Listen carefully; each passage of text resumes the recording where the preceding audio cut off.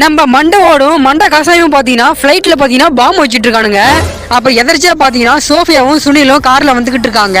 சோஃபியாவும் சுனிலும் இந்த மண்டவோட ரெண்டு எதுக்கு ஏர்போர்ட்ல நின்றுட்டு இருக்கு சந்தேகப்பட்டு உடனே கார் எடுத்துட்டு ஏர்போர்ட்டுக்குள்ள வண்டியை விட்டு ஸ்கிட் அடிச்சு ரெண்டு பேரும் காரை விட்டு இறங்கி வெளில வராங்க. ஏரோப்ளேனுக்கு பாம்பு வைக்கிறத ரெண்டு பேரும் பாத்துறாங்க. மண்டவோட பாம்பு வைக்கிறத பார்த்ததுனால மண்டவோட உடனே மயக்க மருந்தா போட ஆரம்பிச்சிடறான். சோஃபியாவும் சுனிலும் பாத்தீங்கன்னா மயங்கிட்டாங்க. கண் முழிச்சு பார்க்கும்போது ரெண்டு பேரும் பாத்தீங்கன்னா ஜெயிலுக்குள்ள இருக்காங்க. ஏய் சார், இன்னும் கொஞ்ச நேரத்துல ஃளைட் கிளம்பிரும். அது வரைக்கும் இவங்க ரெண்டு பத்தியும் பத்திரமா பாத்துங்க, தப்பிச்சிட போறாங்க.